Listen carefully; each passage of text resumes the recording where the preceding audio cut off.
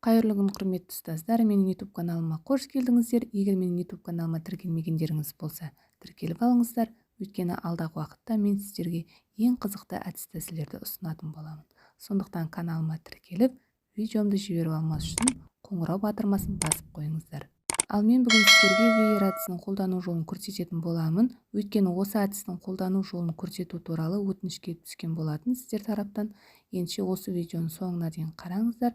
Видеом ұнаса лайк басып, комментарий жазып кетейік. Балалар, қазір біз сан есім туралы білетінімізді мына ақ қағазға түсіре қояйық. Мына қағазға, яғни желпуіш әдісі арқылы сұрақтарды жазып, сан есім туралы бір-бірімізге жауап берейік. Сан есім дегеніміз не? Я, сан есім дегеніміз не?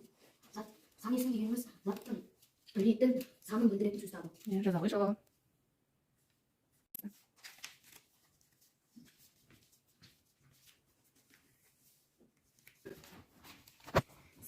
Сан есім сұрақтары қандай? Сан есімнің сұрақтары қандай? Сан есімнің сұрақтары қанша, неше, нешінші?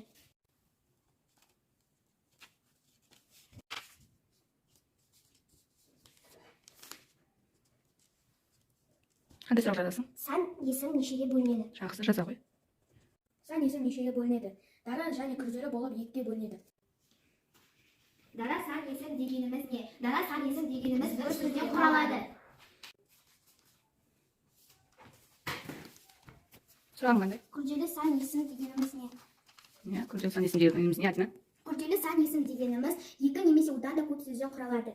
Мінекей біздің сан есім туралы желпуіш әдісіміз осылай жасалады. Мына жерде сұрағы келесі бетінде бұның сұрақтың жауабы болады. Мінекей сан есім дегеніміз заттың санын білдіретін сөз табы, келесі бетінде сұрақ және оның жауабы, келесі тоже сұрақ және жауап, сұрақ, жауап. Осылай желпуіш әдісіміз жасалады. Мінекей